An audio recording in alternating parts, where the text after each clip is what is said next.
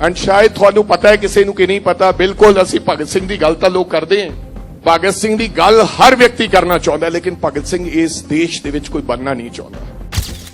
लेकिन भगत सिंह ਜਦੋਂ फांसी ਤੇ ਚੜ ਰਿਹਾ ਸੀ ਤੇ ਭਗਤ ਸਿੰਘ ਨੂੰ ਪੁੱਛਿਆ ਗਿਆ ਕਿ ਤੇਰੀ ਅੰਤਿਮ ਇੱਛਾ ਕੀ ਹੈ, तो do you know what he said? He said मेरी अंतिम इच्छा है कि मैनू जल्दी जल्दी फांसी दियो और मैं जल्दी जल्दी फांसी दा फंदा नू चुमना चाहना है, मैं इस दुनिया तो जावां जल्दी जल्दी ते मैं दोबारा फिर जन्म लवां ते आपदे देश नू दोबारा फिर जन्म लैके आजाद कराउण दा उपराला करा। ये भगत सिंह दी तमन्ना सी। 6 साल दा सी जदों मेरे माता जी चले गए, जस्ट 6 years मेरी मां चली गई, उस तो बाद मेरे पिताजी चले गए। निचले स्तर की पॉलिटिक्स करके from ground zero to up to cabinet minister, और किसी का कोई सहारा नहीं सी, लेकिन मिशन जरूर सीगा, टारगेट जरूर सीगा। ते आज सारियां तो छोटी उम्र का यह नौजवान पंजाब की कैबिनेट दे विच वजीर बन गया, थोड़ी लोगों की कृपा दे नाल। एंड कई लोगों की जिम्मेदारी तुसी लगा दिओ, वो आपदे आप बेवकूफ बनाते रहते हैं। साडे कोल भी ऐसे लोग हैं, even in politics there are a few people जेडे जैकेट चंगी पाउंदे हैं, कुर्ता पजामा चंगा पाउणगे, गल्लां चंगियां करनगे, पर कमिटमेंट कोई नहीं है। सब तो पहला थोड़ा सारियां दा बहुत बहुत धन्यवाद, खास करके इस मक्कड़ साहब जिन्होंने कि मैनू इस प्रोग्राम वास्ते बुलाया। मैनू पिछले 3-4 दिनों तो उन्होंने इनवाइट कर रहे सी, सो अज असी आपदा प्रोग्राम जलंधर विच करके ते अज मैं थोड़े दरम्यान आया। I don't know much about your programme, but जिवें मैनू हुणे ब्रीफ किया गया, I think it's Gaurav ji ने दस्या कि तुसी लोग की काम कर रहे ने ते अज दा जिहड़ा प्रोग्राम है इहदी की महत्ता है ते असी पिछले समय की कीता है।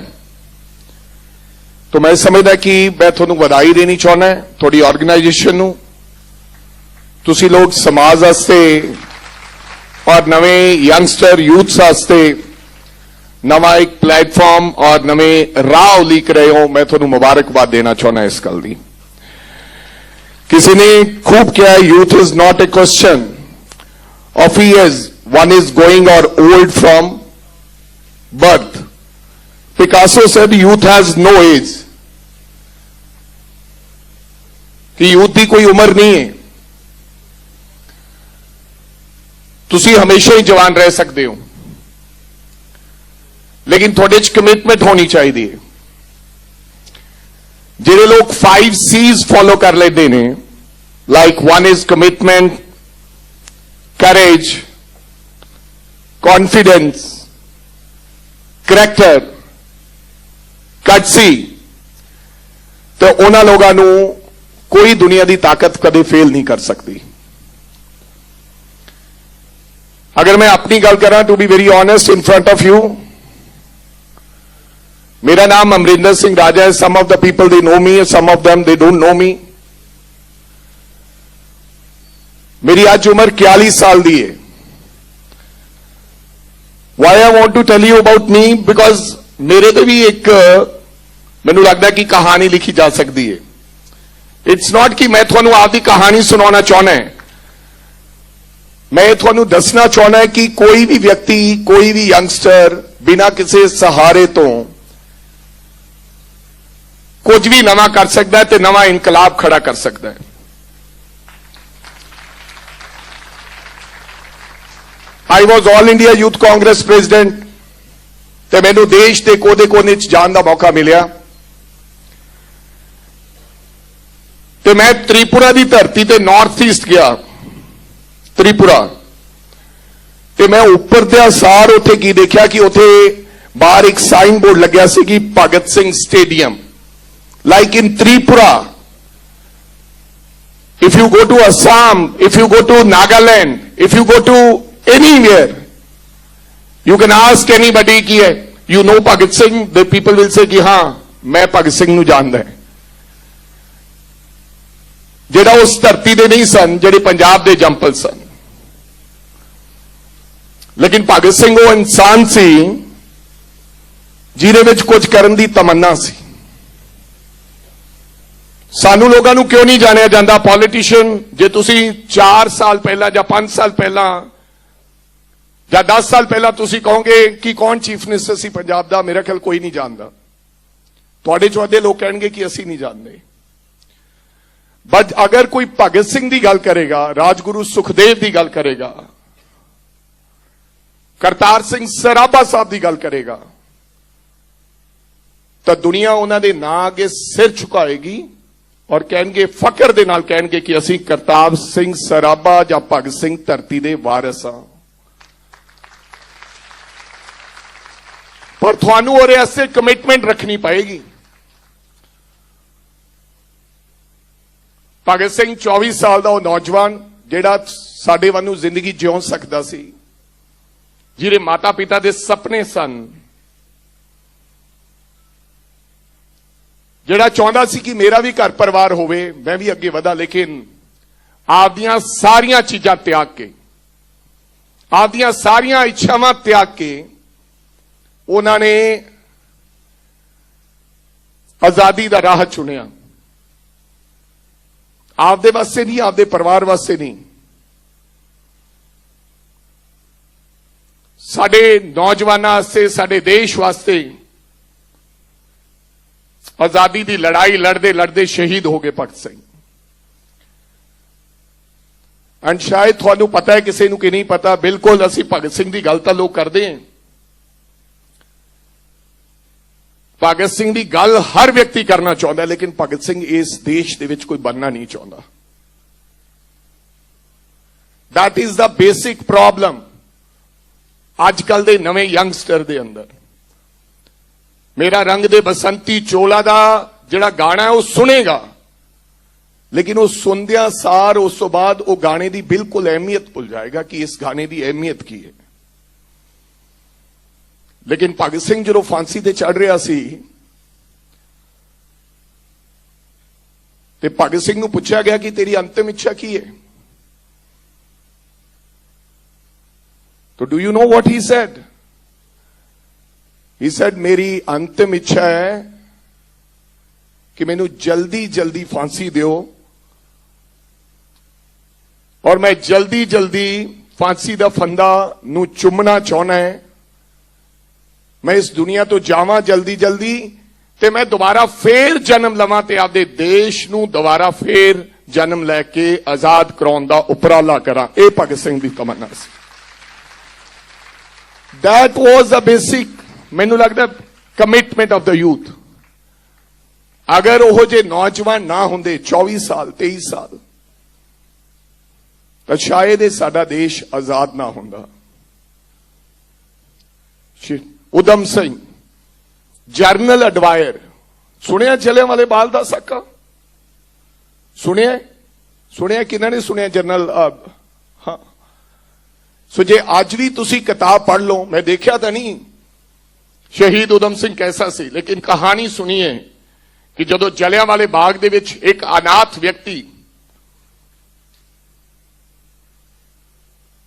ਭਗਤ ਸਿੰਘ ਅੰਮ੍ਰਿਤਸਰ ਦੇ ਇੱਕ ਅਨਾਥ ਆਸ਼ਰਮ 'ਚ ਰਹਿ ਰਿਹਾ ਸੀ, ਉਹ ਭਗਤ ਸਿੰਘ ਨਹੀਂ, ਉਦਮ ਸਿੰਘ। ਤੇ ਜਲਿਆਂਵਾਲੇ ਬਾਗ ਦੇ ਵਿੱਚ ਜਿਸ ਦਿਨ ਇੱਕ ਜਨਰਲ ਐਡਵਾਇਰ ਵਾਲਾ ਇਹ ਗੋਲੀकांड ਹੋਇਆ, ਉਸ ਦਿਨ ਉੱਥੇ ਪਾਣੀ ਦੀ ਸੇਵਾ ਨਿਭਾ ਰਿਹਾ ਸੀ।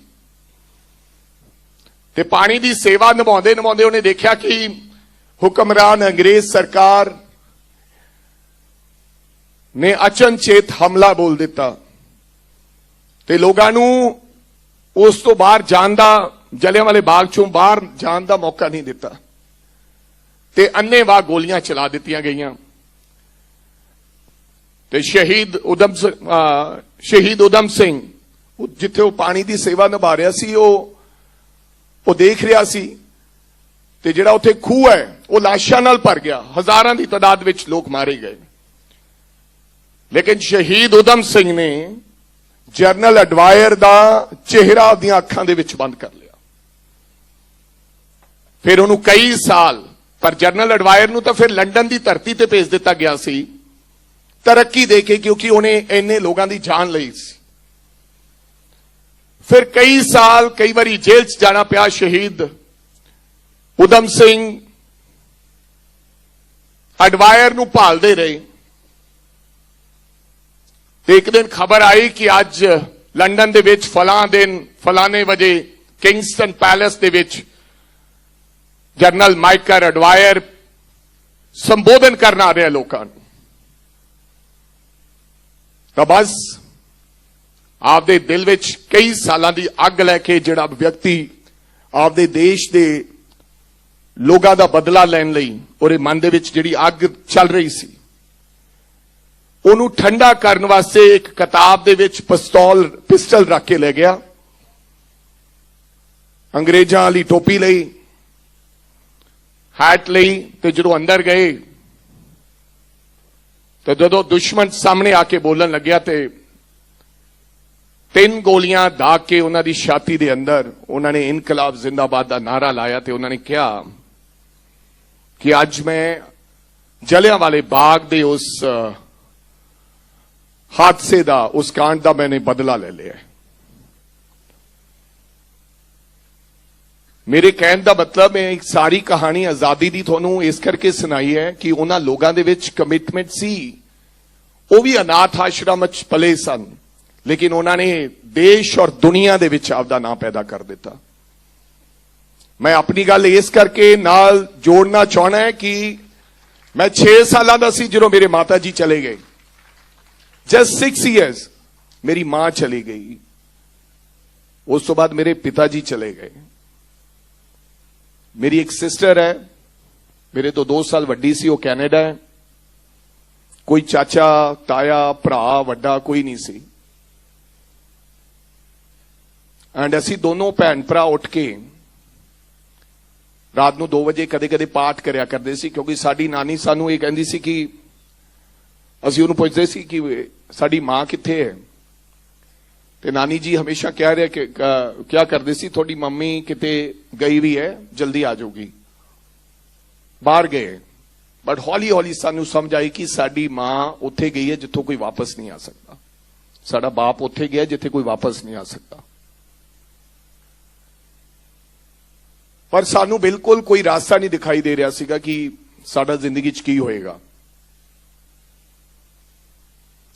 मैं कोई पॉलिटिशियन परिवार चो नहीं हां। मेरा फादर कोई MP MLA नहीं सी। मैं एक आम साधारण परिवार च पैदा होया, मिडल क्लास फैमिली च। इन्हां कठिनाइयां चो गुजरदा गुजरदा गुजरदा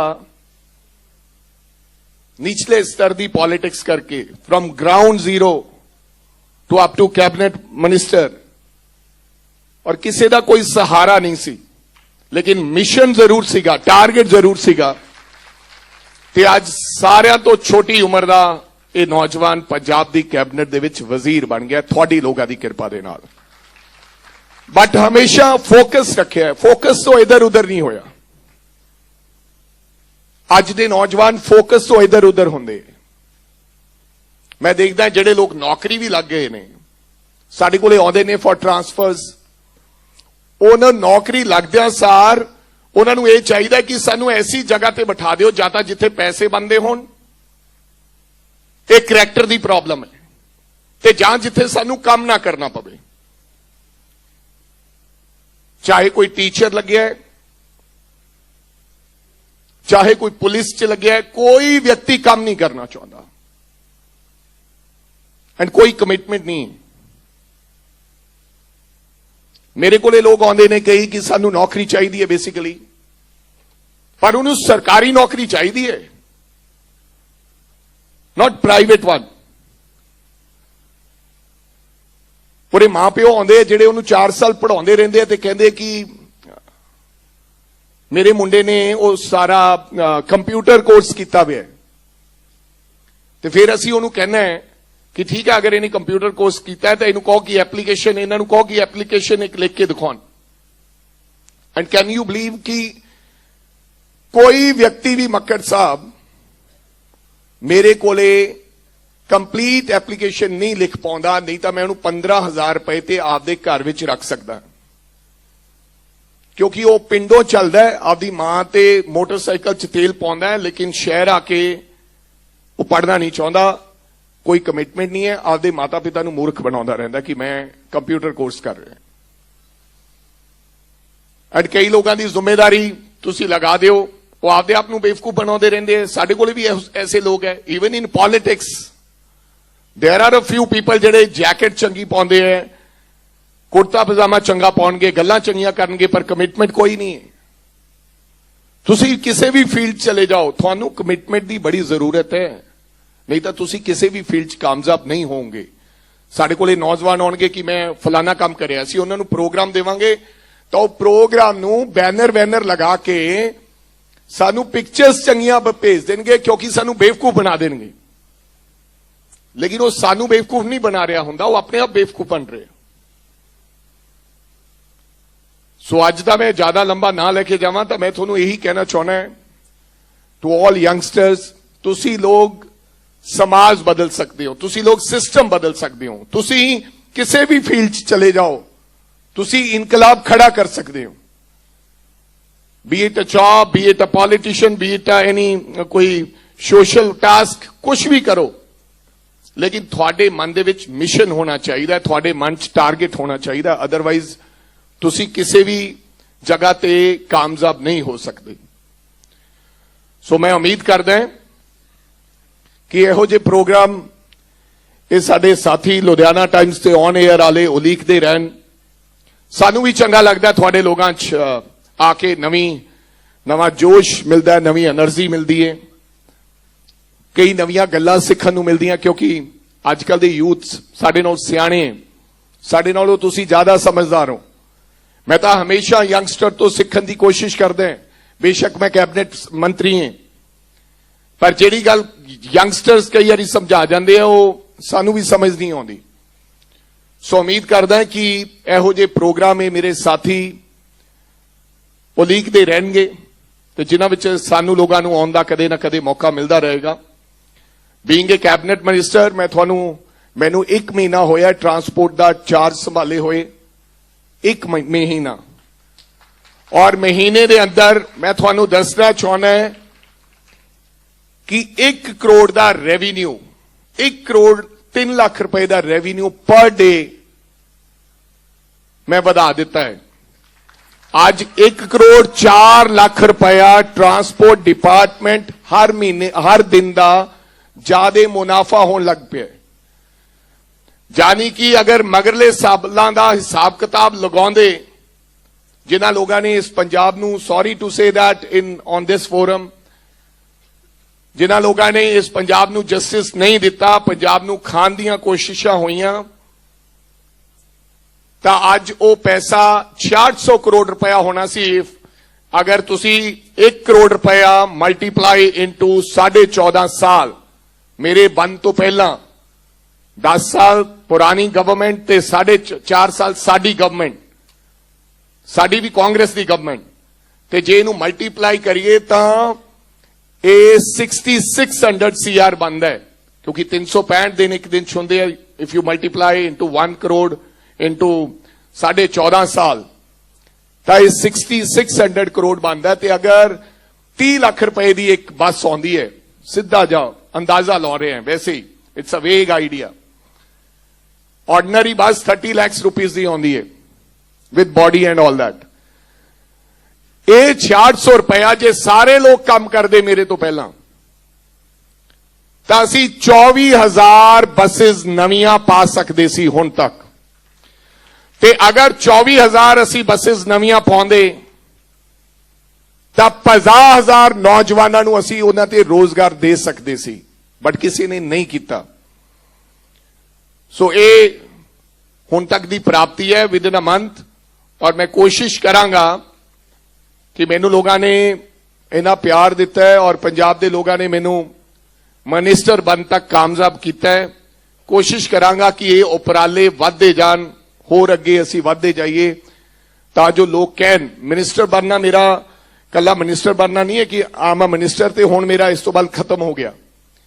और मैं हमेशा ये सोचता कि मिनिस्टर MLA चीफ मिनिस्टर बनदा कोई फायदा नहीं जे लोग थानू याद ना करन। ਭਗਤ ਸਿੰਘ ਚੀਫ ਮਿਨਿਸਟਰ ਨਹੀਂ ਸੀ, ਰਾਜਗੁਰੂ ਸੁਖਦੇਵ, ਕਰਤਾਰ ਸਿੰਘ ਸਰਾਭਾ, ਸ਼ਹੀਦ ਊਧਮ ਸਿੰਘ ਇਹ ਚੀਫ ਮਿਨਿਸਟਰ ਨਹੀਂ ਸਨ, ਲੇਕਿਨ ਲੋਕ ਇਹਨਾਂ ਨੂੰ ਯਾਦ ਕਰਦੇ ਨੇ। And there are so many other people जिन्हां लोगों ਨੂੰ ਲੋਕ ਯਾਦ ਕਰਦੇ ਨੇ, ਇਤਿਹਾਸ ਯਾਦ ਰੱਖਦਾ ਹੈ। ਸੋ ਮੈਂ ਕੋਸ਼ਿਸ਼ ਕਰਾਂਗਾ ਕਿ ਮੈਂ ਵੀ ਕੁਝ ਨਾ ਕੁਝ ਐਸਾ ਕਰਾਂ, ਕਮ ਸੇ ਕਮ ਇਹਨਾਂ ਦੇ ਮੁਕਾਬਲੇ ਤਾਂ ਨਹੀਂ ਮੈਂ ਪਹੁੰਚ ਸਕਦਾ, ਲੇਕਿਨ ਕੁਝ ਨਾ ਕੁਝ ਐਸਾ ਕਰਾਂ ਤਾਂ ਜੋ ਪੰਜਾਬ ਦੇ ਲੋਕ ਕਹਿਣ ਕਿ ਜਿਹੜਾ ਨੌਜਵਾਨ ਕੈਬਨਿਟ ਵਜ਼ੀਰ ਬਣਿਆ ਸੀ ਇਹਨੇ ਕੁਝ ਕਰਨ ਦਾ ਉਪਰਾਲਾ ਕੀਤਾ ਹੈ। ਸੋ ਦੁਬਾਰਾ ਫੇਰ ਦਿਲ ਦੀਆਂ ਗਹਿਰਾਈਆਂ ਚੋਂ ਤੁਹਾਨੂੰ ਸਾਰਿਆਂ ਨੂੰ ਬਹੁਤ-ਬਹੁਤ ਧੰਨਵਾਦ। ਥੈਂਕ ਯੂ ਮੱਕੜ ਸਾਹਿਬ। ਜੇ ਸਿਮਰਜੋਤ ਜੀ ਤੁਸੀਂ ਮੈਨੂੰ ਵਾਰ-ਵਾਰ ਨਾ ਕਹਿੰਦੇ ਤਾਂ ਸ਼ਾਇਦ ਮੈਂ ਇੰਨਾ ਖੂਬਸੂਰਤ ਪ੍ਰੋਗਰਾਮ ਮਿਸ ਕਰ ਜਾਂਦਾ। ਔਰ ਚੰਗਾ ਲੱਗਿਆ ਤੁਹਾਨੂੰ ਮਿਲ ਕੇ। ਤੁਸੀਂ ਲੋਕ ਇਹੋ ਜਿਹੇ ਮੇਰੇ ਭਰਾਵਾਂ ਤੋਂ ਸੇਧ ਲੈਣ ਦੀ ਲੋੜ ਹੈ। ਸੀਰੀਅਸਲੀ ਬਹੁਤ ਲੋਕ ਘੱਟ ਨੇ, ਆਉਂਦੇ ਨੇ, ਪ੍ਰੋਗਰਾਮ ਦੇਖਣਗੇ, ਚਲੇ ਜਾਣਗੇ, ਲੇਕਿਨ ਕਮਿਟਮੈਂਟ ਨਹੀਂ ਹੋਏਗੀ। ਸੋ ਉਮੀਦ ਕਰਦਾ ਕਿ ਜਿੰਨੇ ਵੀ ਲੋਕ ਇਸ ਆਡੀਟੋਰੀਅਮ 'ਚ ਬੈਠੇ ਨੇ ਉਹ ਇਨੀ ਕਮਿਟਮੈਂਟ ਨਾਲ ਕੰਮ ਕਰਨਗੇ ਕਿ ਆਉਣ ਵਾਲਾ ਸਮਾਜ ਤੇ ਸਿਸਟਮ ਤੁਹਾਨੂੰ ਲੋਕਾਂ ਨੂੰ ਯਾਦ ਰੱਖੇ। Thank you everybody, thank you. ਤੁਸੀਂ ਮੈਨੂੰ ਸੱਦਿਆ, ਇੱਥੇ ਬੁਲਾਇਆ, ਧੰਨਵਾਦ।